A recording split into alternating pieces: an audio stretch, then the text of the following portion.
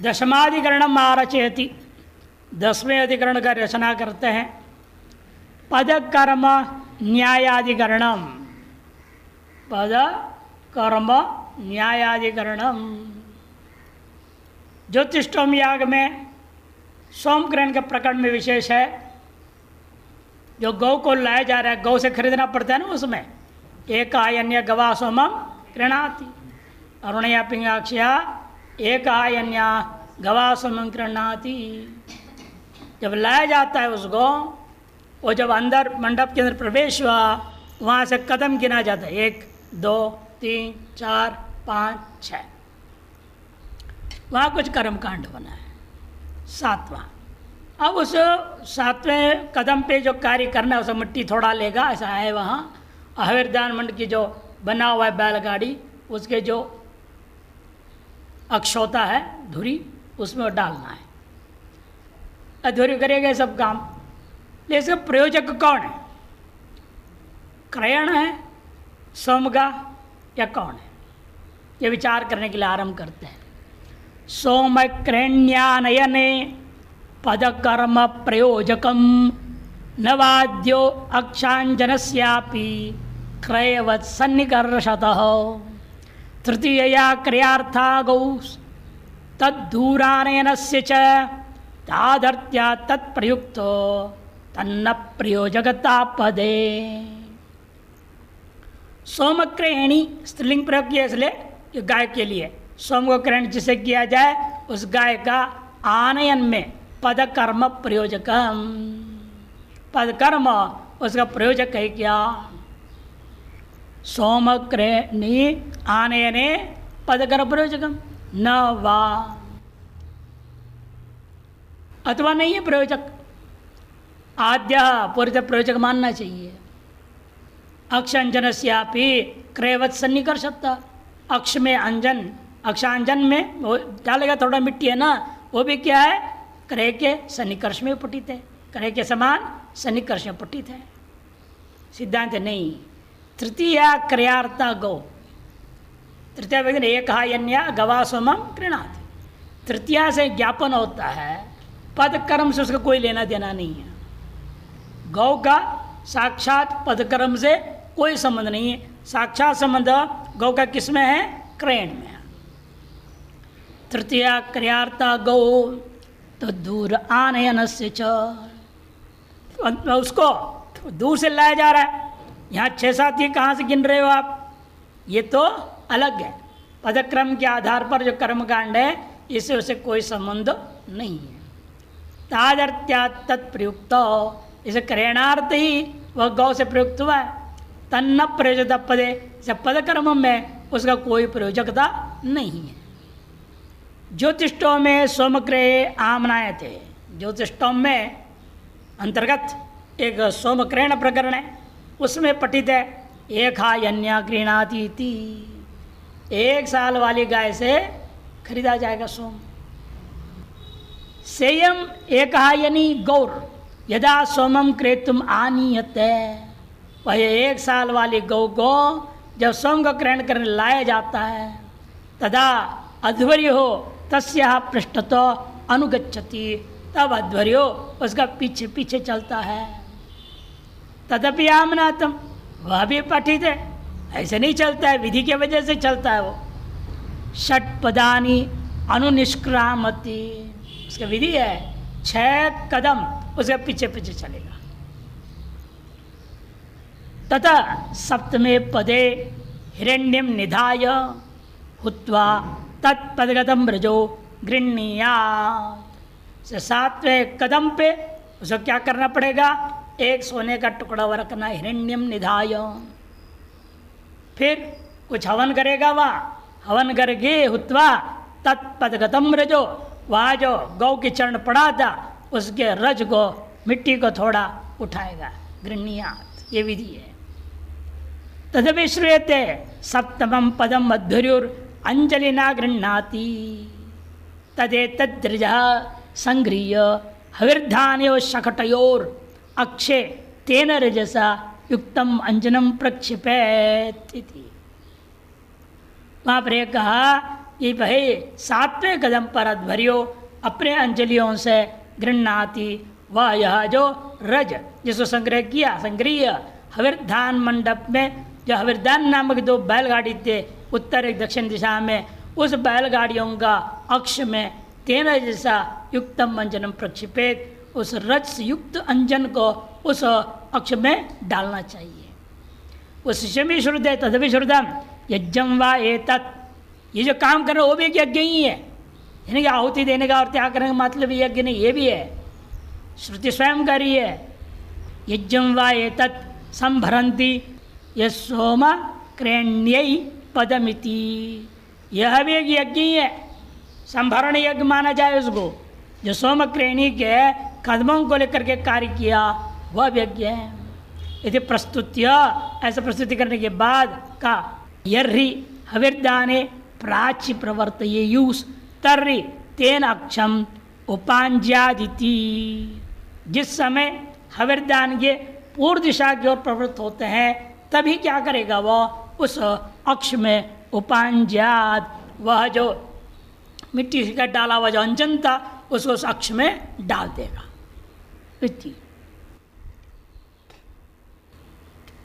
तत्र यथा क्रय सन्निकृष्टा तदेव पदकर्मपि आंजनम सन्निकृष्टम, जिस प्रकार से यहाँ क्रयण सन्निकृष्ट है उसी प्रकार से पदकर्म से युक्त अक्ष में आंजन कर्म जो है वह भी सन्निकृष्ट है।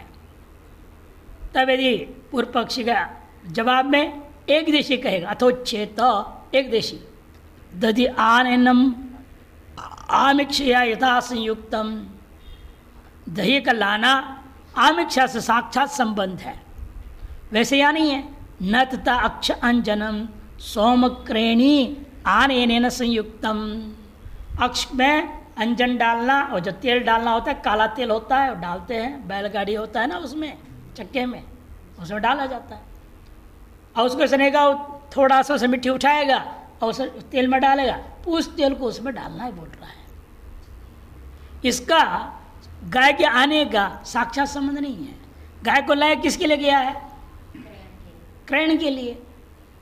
जैसे दही का लाना किसके लिए? अमिक्षा, साक्षात संबंध है। इन वैसे गौ का लाना और पद कर्म, इसको क्या कहते हैं? पद, पग पर किया गया कर्म विशेष, इस कर्म के साथ कोई ले साक्षात संबंध नहीं। कि गौ का आने ने क्रयण के लिए, उस संदर्भ में पैदल चलने को कहा, अध्वर्य को पीछे पीछे चलो, साथ सोना रखो, वहीं आहुति दे दो, फिर उसी के ऊपर आहुति क्या डालना, सुखी तो होगी वहाँ पर। फिर वहाँ से अंजन डालने की बात कही, जैसे आगे बढ़ते पूर्व दिशा की ओर आता है गाय, तब करना है। इसलिए साक्षात संबंध तो है ही नहीं। ऐसे एक देश ने जब कहा, पूर्व पक्षी जवाब दे तन्न क्रेपी तद असंयोग से तुल्यत्वात्, क्रयण में भी वास्तव में साक्षात गौ का संयोग नहीं है, पूर्व पक्षी का कहना है। अतः असंयुक्तोपि क्रयो गवानेन निष्पद्यते, असंयुक्त होने पर भी क्रयण को गौ आनयन के साथ निष्पादन जैसे करते हो, यह से और यहाँ पर भी असंयुक्त होने पर भी पद कर्म को भी उस आनयन के साथ जोड़ना चाहिए। तर्हि अक्षांजनमपि तेन निष्पाद्यम इति समानत्वात् क्रयवत् पदकर्मापि सोमक्रेणी आनयन से प्रयोजकम, क्रयण के समान जो पद कर्म है वह भी सोमक्रेण का आनयन उसका प्रयोजक होता है। यदि प्राप्ते ब्रूमः, सिद्धांत कहता ऐसा नहीं है। एक यन्या गृह्णातीति तृतीया श्रुत्या गो क्रयार्थता गम्यते, एक यन्या गृह्णाति तृतीया श्रुति से गौ जो है क्रयार्थता गम्यते, क्रयार्थता क्रयण के लिए ऐसा मालूम होता है। गौ द्वारा तद आनयनमपि क्रयार्थम एव, इसे गौ द्वारा उसका आनयन क्रिया भी वास्तव में क्रयण करने के लिए, कि जब गौ क्रयण करने के लिए गौ का आनयन जो क्रिया हो रही है वो आनयन क्रिया भी किसके लिए? क्रयण रूपी क्रिया के लिए ही है, न कि पदकर्म के लिए। इति क्रय एव आनयन प्रयोजक, इसे क्रयण ही गौ में भी प्रयोजक है, क्रयण ही आनयन में भी प्रयोजक है। न च पदकर्मार्थत्वं गौरवात दान सेवा पचिच्छ्रुतम, इसे पदकर्म के लिए गौ को संबंध साक्षात या गौ आनयन रूपी क्रिया भी पदकर्म की सिद्धि के लिए ऐसा कहीं भी श्रुति प्रमाण नहीं है। तस्मात् तद अप्रयोजकम, जब पद कर्म गौ और गौआनयन में प्रयोजक नहीं हो सकता, किंतु क्रयण ही गौ और गौआनयन में प्रयोजक होता है। एकादशाधिकरणम मारचेति तुषोपवापाधिकरणम, तुषा उपवापाधिकरणम, तुषोपवापाधिकरणम श्रपणम तुषवापश्च कपालस्य प्रयोजकौ उत श्रपणमेवाद्यो वापार्थत्वात् तृतीयया पुरुडाशकपालेति नाम्ना स्यात् श्रपणार्थदा प्रयुक्तस्य प्रयुक्तिर्नो तस्य वापे प्रसंजनम। श्रपण और तुषवाप ये दोनों कपाल का प्रयोजक है क्या? या केवल श्रपण है? उत श्रपणम एव, दोनों कर्म, श्रपण कर्म और तुषवाप कर्म, ये दोनों के दोनों कपाल के प्रयोजक है या केवल श्रपण मात्र है? श्रपण मैंने रखना, श्रपण मैंने श्रापाके धातु श्रपणम। कपालेषु श्रपयति इति श्रपणम पुरुडास श्रुतम। कपालेषु श्रपयति, ऐसे श्रवण रूपा कर्म पुरुडाश के प्रति सुनने को मिला। ये कपालों को रख दिया सलाखियों के ऊपर, उसे क्या कहते हैं? रोटी बना के ऊपर रखना है, रोटी को पकाना है पुरुडाश को। इसलिए कपाल के प्रति श्रवण दो साक्षात श्रुत है। आद्य वापार्थत्वाच्च तृतीया, और तृतीय व्यक्ति से कहते हैं पूर्व पक्षी वाप के लिए भी है, वो तो तुषा के तुषा उद्वाप के लिए भी वो आवश्यक है। इसलिए आद्य पक्ष दोनों ही प्रयोजक है कपाल का। सिद्धांत नहीं, पुरुडाश कपालेति नामना स्यात् श्रपणार्थता, पुरुडाश कपाल संज्ञा दिया, मैंने पुरुडाश के लिए ही वो कपाल, इसलिए पुरुडाश कपाल नाम रख दिया, अन्य कर्म के लिए नहीं। नामना स्यात् श्रपणार्थता, श्रवण के लिए ही वह कपाल है, यह मालूम होता है।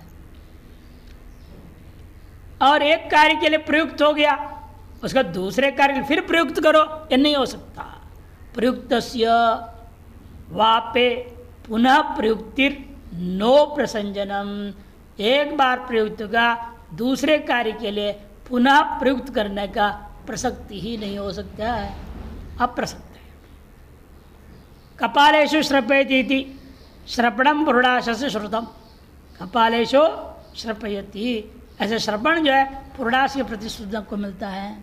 तथा पुरुडाश कपालेन तुषान उपवपति, और पुरुडाश कपाल के द्वारा ही तुषाओं का उपवाप करने के लिए कहा गया।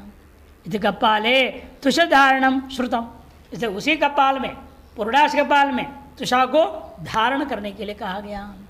तेज तुषाहा सकपाला रक्षसाम भागो असीति मंत्रेण नैऋत्याम दिशि अवस्थापनीया, और उन तुषाओं को कपाल सहित कपालों में तुषा भर दो, तुषा भर के कपाल सहित उस तुषाओं को रख देना है। कहाँ? नैऋत्य दिशा में। क्या मंत्र बोलना है?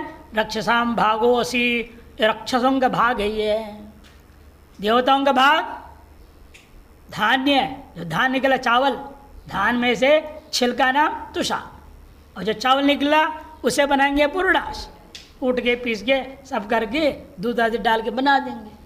पुरुडाश है देवताओं के लिए, और भूसा है राक्षस जाति वालों के लिए। इसे नैऋत्य दिशा में रख दिया जाता है। नैऋत्य दिशा ही है क्रूर स्वभाव वालों के लिए, राक्षस असुर ये सब देवता, गंदा संदा रहने वाले भी सब नैऋत्य दिशा। इसे यहाँ भी जो होते हो ना, जब क्षेत्रपाल रखते हैं तो नैऋत्य दिशा में ले जाओ बोल देते हैं, नहीं तो तिराहे पे रख दो, तिराहे चौराहे पे रखा जाता है। तो रक्षसाम भागवती मंत्र के द्वारा नैऋत्य दिशा में उसको अवस्थित कर दिया जाता है, रख दिया जाता है। तथा श्रवणम में कपाल संपादन से प्रयोजकम, जैसे श्रवण कपाल के संपादन का प्रयोजक है, तथा तुषवापो भी प्रयोजक, तुषवाप भी कपाल का संपादन में प्रयोजक है। अर्थात कपाल जो निर्माण किया आपने, कपाल निर्माण किस लिए किया है? पुरोडाश को पकाने के लिए। जैसे वैसे आगे में भर के रखना है ना, उस काम के लिए भी कपाल का निर्माण किया गया। दोनों ही प्रयोजक है, श्रवण भी और तुष उद्वाप भी। ऐसे पूर्व पक्षी ने कहा। तथा तुषवापोपि प्रयोजक एक अन्य तृतीया यथा क्रियार्थत्वम तथा कपालेन इति तृतीया। क्यों तुषपा में क्या है? पुरोडाश कपालेन तुषानुपवपति। पुरोडाश कपालेन तृतीय व्यक्ति है ना। जैसे एक है अन्य में तृतीय व्यक्ति थी, पूर्वाधिकरण अपने यही कहा, तृतीय व्यक्ति के कारण से क्रयणार्थ मानना चाहिए। यहाँ भी हम कहते हैं कपालेन, इस तृतीय व्यक्ति कारण से उपवाप के लिए भी मानना चाहिए। तथा कपाल तृतीया कपालस्य तुष वापार्थत्व अवगमाद इति चेत मयवाम नात्र कपाल मात्र से तुष वाप साधनत्व श्रुतम। यहाँ कपाल मात्र को तुषा के उपवाप के प्रति साधन नहीं कहा है, फिर किसके लिए कहा? हाँ, केवल कपाल शब्द आया क्या? शब्द क्या था? पुरोडाश कपालेन।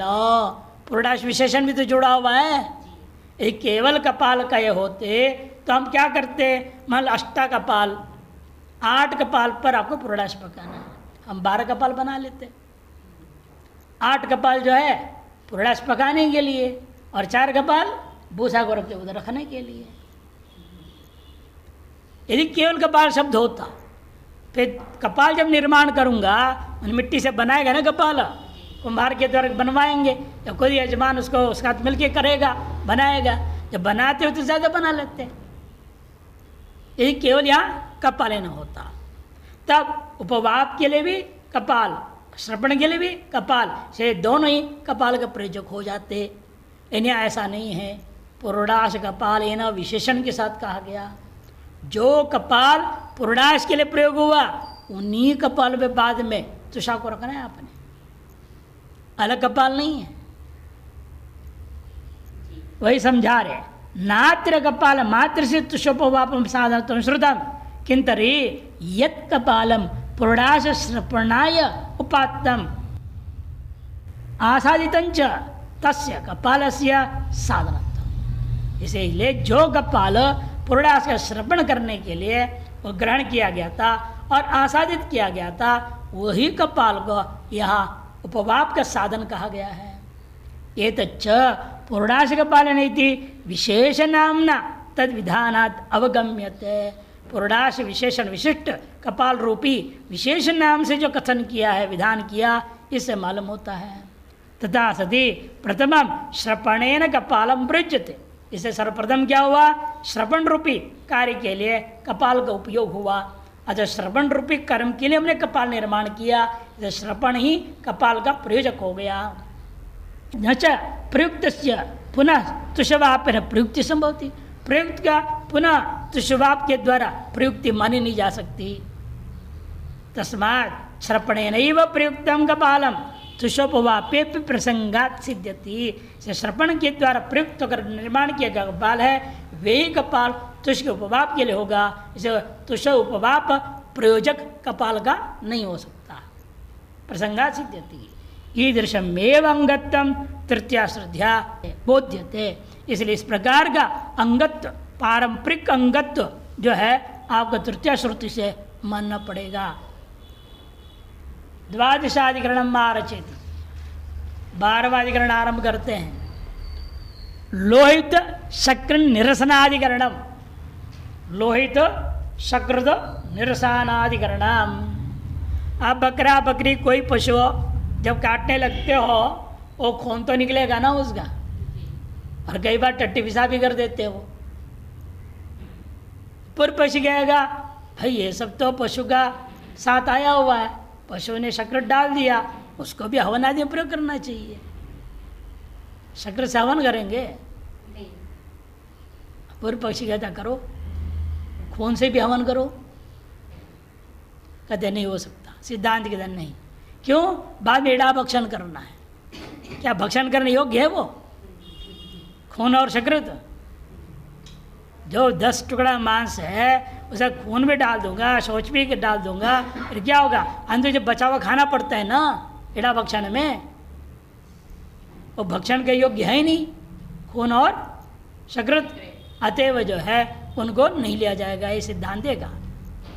हृदादि सकृदादिश्च पश्वालंब प्रयोजक हृदादिरेव वाद्योस्तु प्रकृतत्वेन साम्यतः हविषो यागशेषत्वाद् हृदादिर्हविरात्मनः प्रयोजकत्वं तस्यैव नेतरस्य तथात्वतः। हृदादि सकृदादिश्च, हृदयादि 10 अंग जो कहा गया वो तो है ही है, और साथ साथ जो है मिल गया, सकृत भी मिल गया, लोग शंका भी कर सकता है ना, मूत्र भी मिल जाए, और खून तो बहेगा ही जब काटेंगे, खून तो मिल ही रहा, आनुषंगिक है ये सब चीज़ें। ये सब पश्वालंबन का प्रयोजक है। पूर्व पक्षी कहता है पश्वालंबन का प्रयोजक केवल हृदयादि ही नहीं है, किंतु सकृदादि को भी प्रयोजक मानना चाहिए। क्यों? अथवा हृदयादिरेव वा, हृदयादिरेव वा, संशय हुआ। पूर्व पक्षी के आद्य वस्तु दोनों को मान लो। क्यों? प्रकृतत्व रूपा हेतु समान, दोनों में दोनों ही प्रकृत है। तो सिद्धांत नहीं, हविषो याग शेषत्वात्, तो याग शेष रूप हविष है, वो हृदयादिर हविरात्मन, हृदय आदि हविरात्मक का ही याग शेषत्व हविष को अंत में खाया जाता है, इसे वही प्रयोजक होता है। तस्यो प्रयोजकत्वम न इतरस्य, इतर नहीं, क्योंकि वो याग शेषत्व हविष वे हो नहीं सकते, और तथात्व बने याग शेषत्व वो नहीं हो सकते, अतः वो उनमें हविष्टु नहीं माना जाएगा, और ऐसे फेंक दिया जाएगा। अग्निशोम्य पशु श्रूयते हृदय से अग्रे अवध्यति अत जिह्वाया अत वक्षसा इत्यादि, तथा अन्य भी श्रुतम, और भी श्रुत है वहाँ पर, सकृत संप्रविध्यति लोहितम निरस्यति इति। अब चाहो न चाहो जब काटने लगते हैं शौच होता ही है, लघुशंका होती ही है, खून तो निकलेगा ही, वही बोल रहे हैं सकृत संप्रविध्यति। क्योंकि जब काटेंगे अंदर शौच रहेगा भी ना, वैसे भी अंदर भी शौच रहेगा, निकलेगा वो तो। लघुशंका की थैली में थोड़ा बहुत लघुशंका भी रहेगा, तो पूरा पेशाब करा के पूरी शौच कर पूरा सफाई करके थोड़ी लाएंगे पशु को, थोड़ा बहुत तो अंदर रहता ही है। जैसे हम लोग भी जाते हैं लघुशंका शौच के लिए, यहाँ पूरा 100% खाली हो जाता है, कभी नहीं होता, अंदर मल रह जाता है, लघुशंका भी रहती है, मल भी रहता है, सब रहता है। इसे इनका कहना कि देखो कि जो है तथा हृदयादि नाम तो संप्रविद्यति लोहितम निरसति, खून तो निकलेगा, निरसन होगा उसका, बल्कि एकदम फुवारे जैसे निकल पड़ेगा जब काटते हैं। इति तद हृदयादि नाम सकृदादिंच प्रकरण पाठ साम्यात्, हृदयादियों का और सकृदादियों का भी एक प्रकरण पठन रूपी सामान्यता के कारण से पशु साध्यत्व साम्याच्च, और पशु साध्यता रूपी सादृश्य के कारण से भी हृदयादियों के समान हृदयादिवत सकृदादिकम अभी पश्वालंबस्य प्रयोजकम, पश्वालंब का प्रयोजक है। इति चेत मयवम पशुयागो ही हविस्साध्य, पशुयागो ही हविस्साध्य, कोई भी याग होता है हविष के साध्य है। पशुयाग में पशु के अवयव रूपा हविष्य साध्य है। हविष्टंच, हविष्ट उसी को माना जाएगा जो अत्तम योग्यत्वात्, जो खाने योग्य हो। हृदय आदि नाम एव, और हृदयादियों में ही संभव है उनको ही, क्योंकि उसमें जब हवन डाल दिया, जैसे टुकड़ा उकड़ा रह गया, हृदय का टुकड़ा रह गया, कुछ आने जीवा कोई टुकड़ा रह गया, वो सब कुछ पानी में धो करके आपस में बांट के पीना खाना है, वो तभी संभव है। न तो अयोग्य हो, सकृत और लोहित हो। जो सकृत और लोहित है वो तो खाने योग्य है ही नहीं। तस्मात् हृदयादि रेव प्रयोजक सकृत संप्रवेदो लोहित निरसनंच इत्युपयम शेष प्रतिपत्ति मात्र, उनका शेष प्रतिपत्ति कर्म ले जाया जाएगा। शेष प्रतिपत्ति क्या बताया? एक गड्ढा खोया जाता है, वो गड्ढे में डाला जाता है सारा, जैसे पशु के ही 10 भाग के अलावा अन्य जो बच गया वो कहाँ जाएगा? जांग निकाल लिया, बाकी पैर तो रहेगा ना, कहाँ फेंकेंगे? गड्ढे में डाला जाता है प्रतिपत्ति कर्म में। तो जब वो डालेंगे, ये लवशंका है, शौच है, उसका जो गोबर है, वो सब वहाँ ही डाला जाएगा, प्रतिपत्ति कर्म किया जाएगा। ये इनका कहना। त्रयोदशाधिकरणम मार्जति, 13वां अधिकरण आरंभ होता है। पुरुषास्य सृष्टकृत अप्रयुक्तताधिकरणम, पुरुषास्य सृष्टकृत अप्रयुक्तताधिकरण। अब तक प्रयुक्ति बता रहे थे, अब बता रहे सृष्टकृत से प्रयुक्त नहीं है, प्रेरित नहीं है, प्रयोजक नहीं है सृष्टकृत याग पुरुषास के बनाने में। पुरुषास को बनाया किस लिए था? अग्नि आदि मुख्य देवता के लिए, प्रधान याग के लिए बनाया था, न कि सृष्टकृत याग के लिए। इसमें जब बच गया उसे सृष्टकृत याग किया जाएगा। एक टुकड़ा जो काटते हैं ना, वो सूखा होता है ना पुरुषास, ये चावल के आटे का वैसे भी रोटी सूखा होता है, टुकड़े टुकड़े हो जाएंगे, काटने लगेंगे, अग्रे अवध्यति मध्य न अवध्यति, तो टुकड़ा पिटेगा। वो जो टुकड़े गिरे हुए उसी में से आपको अंत में कार्य करना है, सृष्टिकृत होम, शेष बचावा से। इसलिए शेष बचाने के लिए आपको विधि नहीं है, वो स्वतः ही बच जाता है। ये तो है नहीं कि सृष्टि होम करना है, इसे कुछ बचा के रखो, एक टुकड़े को अलग रख दो, ऐसा नहीं है। सृष्टिकृत के लिए पुरुषास को पृथक अवदान करके रखने के लिए विधि नहीं है। अतः सृष्टिकृत होम पुरुषास का प्रयोजक नहीं हो सकता, ये कहते सिद्धांत बोलेगा। प्रयोजक सृष्टिकृत किम पुरुषासोत्तरार्धयो यद्वा प्रकृतोपजीवी स्यादाद्य स्वस्य सिद्धये उत्तरार्धेति शब्दस्य प्रकृताकांक्षणे सति अग्न्याद्यर्थम पुरुषास मुपजीव्यैव वर्तताम्। सृष्टिकृत किम प्रयोजक यद्वा प्रकृतोपजीवी, पुरुषासोत्तरार्धयो, पुरुषास के उत्तरार्ध भाग के प्रति सृष्टिकृत जो है याग प्रयोजक है, या वह प्रकृति को उपजीवी रहता है। वो पूर्व पक्ष कहते हैं आद्य स्यात्, आद्य पक्ष ले लो, स्वस्य सिद्ध है। एक दो तरीका है, या तो जो याग में प्रयोग हो रहा है प्रधान याग में, उसे से टुकड़ा निकाल के रख लो, ये एक अलग टुकड़ा बना दो। सिद्धांत नहीं हो सकता। क्यों? उत्तरार्ध इति शब्दस्य प्रकृति आकांक्षणे सति, उत्तरार्ध ये शब्द है प्रकृति की आकांक्षा करेगा। किसके उत्तरार्ध? किसके? यदि आप नया बना करके कहोगे फिर बाकी इसका क्या होगा जो नया बनाओगे? तो इसलिए आपको कहना पड़ेगा प्रकृति का जो पूर्णाश है वही आ लाएंगे। वही समझा रहे हैं कि भाई उत्तरार्ध इति शब्द जो है प्रकृति की आकांक्षण सती, अग्न्याद्यर्थम जो पूर्णाश था, अग्नि देवता के लिए प्रधान याग के लिए जो पूर्णाश याग बनाया था उसी को आश्रय करके सृष्टिकृत कर्म कभी प्रवर्तताम इति। 10 पूर्णमासयो श्रूयते उत्तरार्धात् सृष्टिकृते समवध्यति इति। उत्तरार्ध से सृष्टिकृत के लिए सम्यक अवदान करें इति।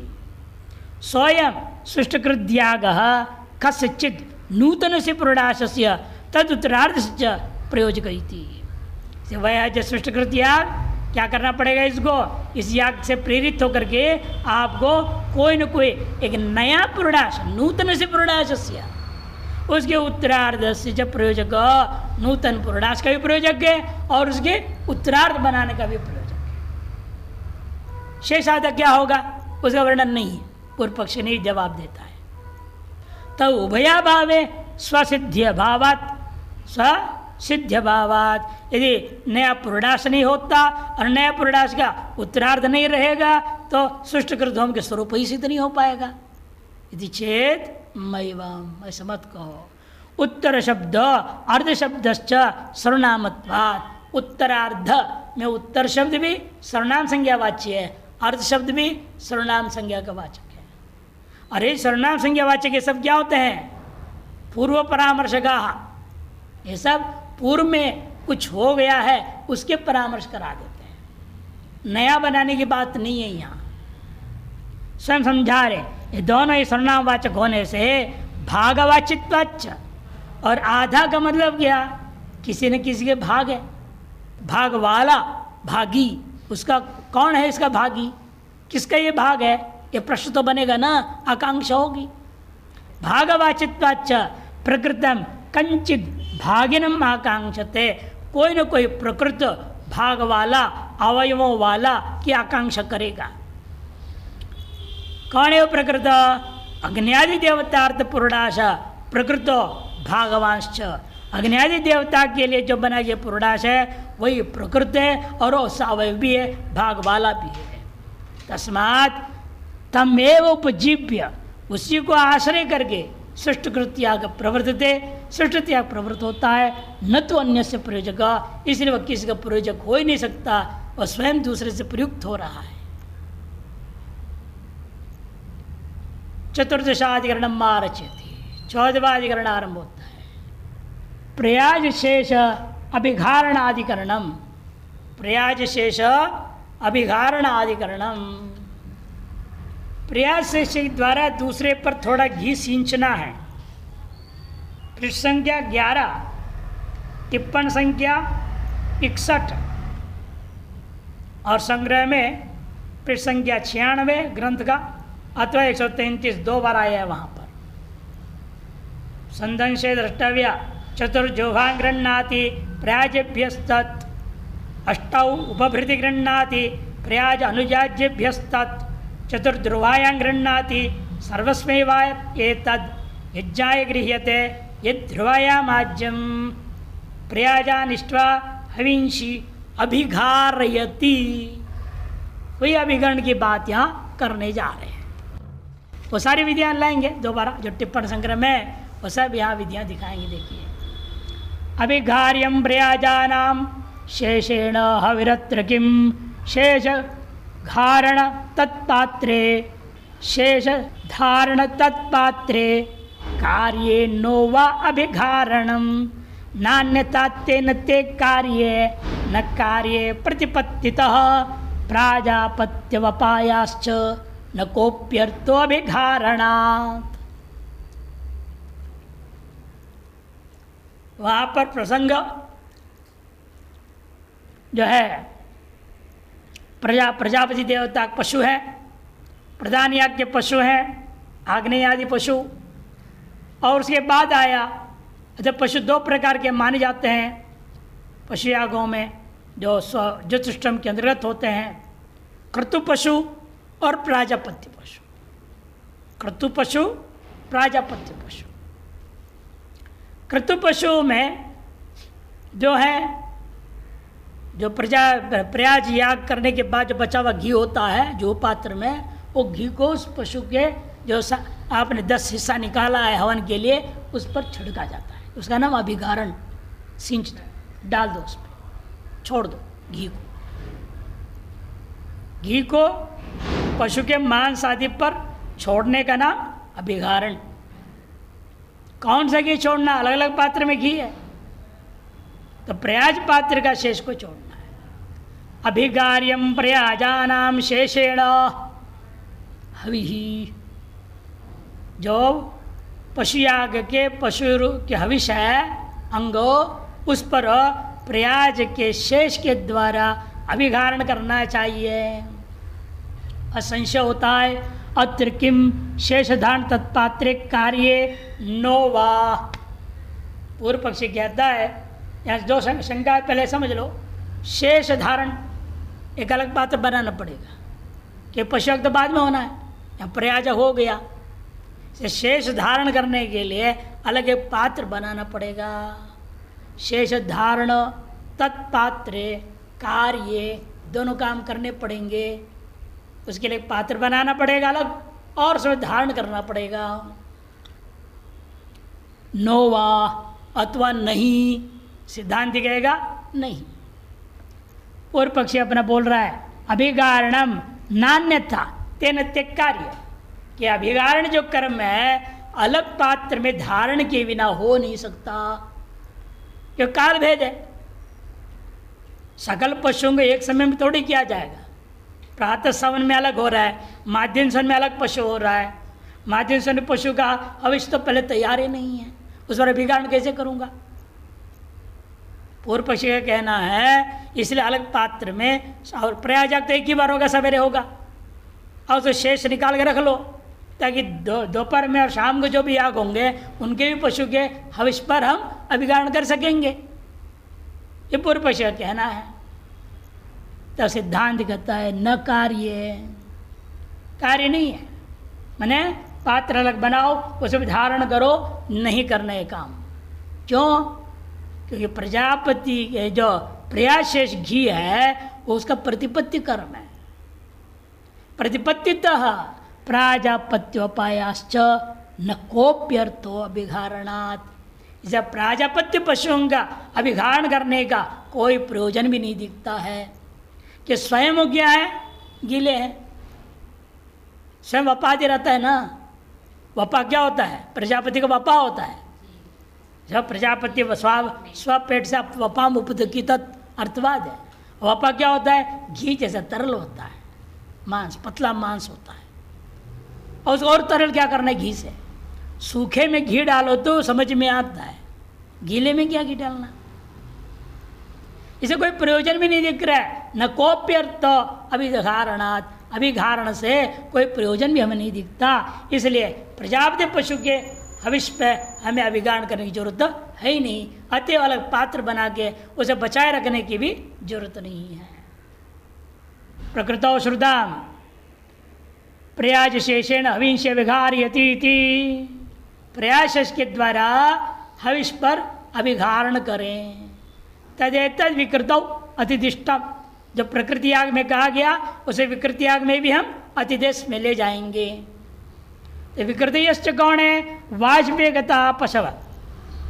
वाजपेयगत पशु याग ही क्या है? वास्तव में विकृति याग है।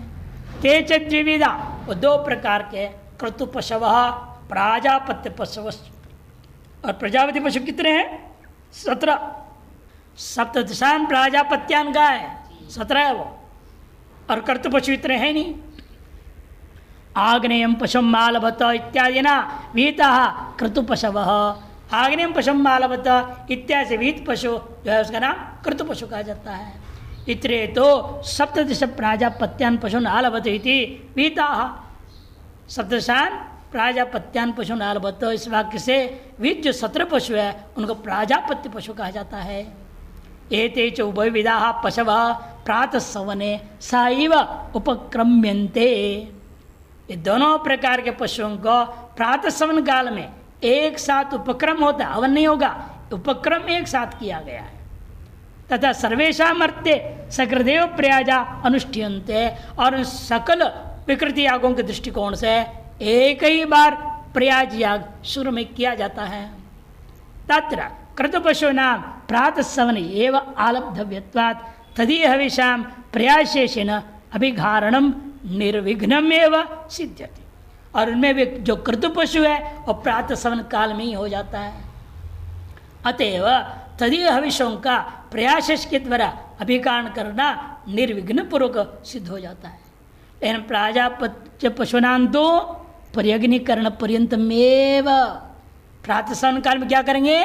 केवल पर्यग्निकरण पर्यंत कर्म किया जाएगा, यानी योग नियोजन होगा, पर्यग्निकरण होगा, बस संजपन नहीं होगा।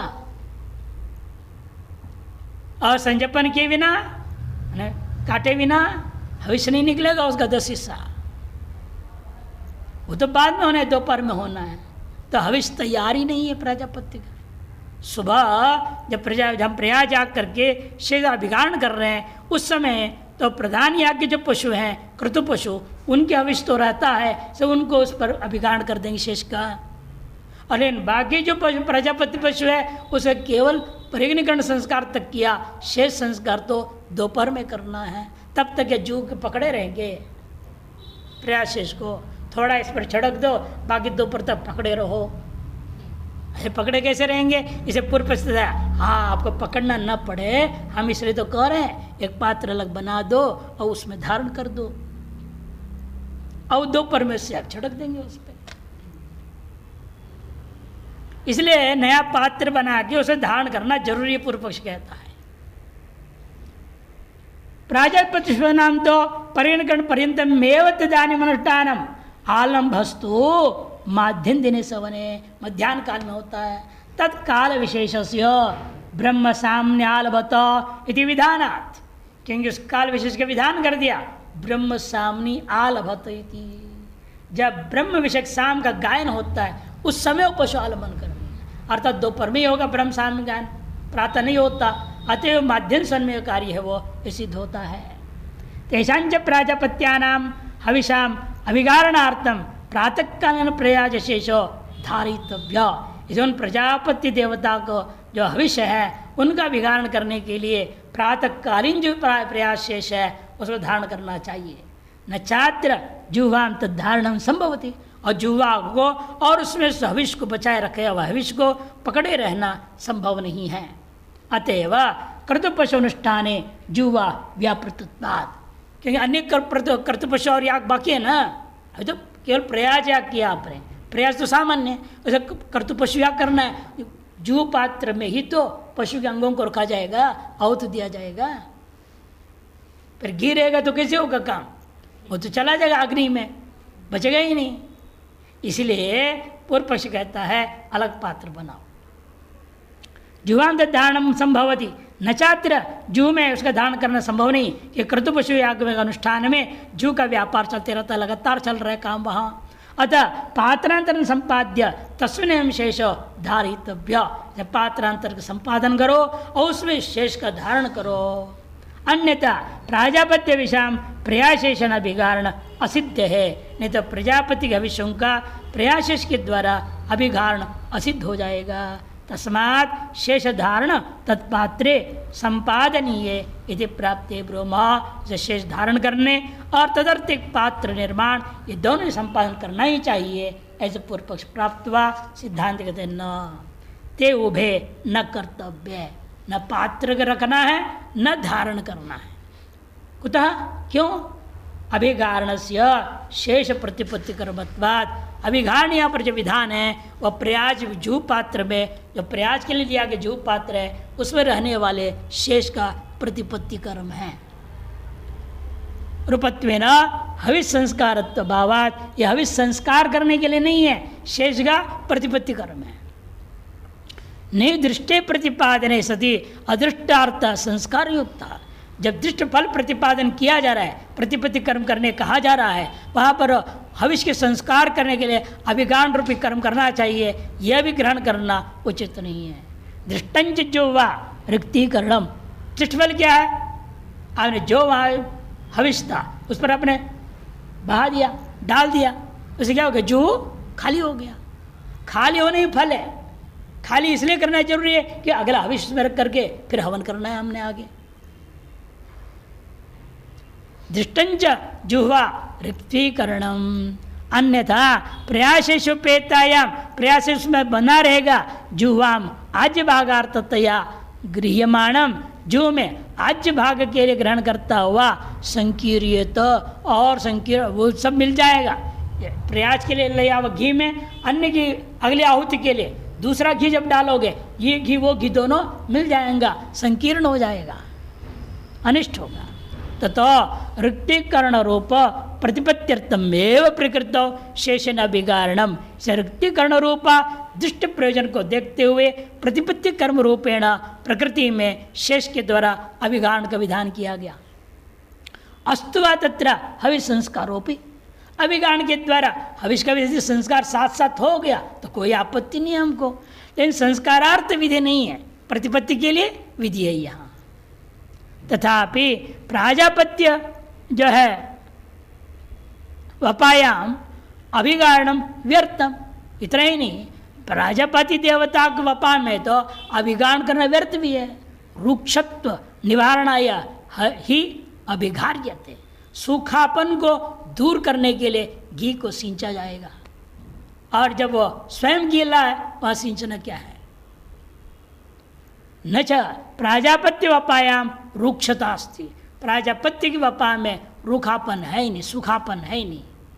ब्रह्म साम नैव तद रूक्षतया निवारितत्वात्, ब्रह्म साम के द्वारा भी उसके रूखापन को सूखापन को हटा दिया गया है। इसे क्या प्रमाण है, आगे लिखा है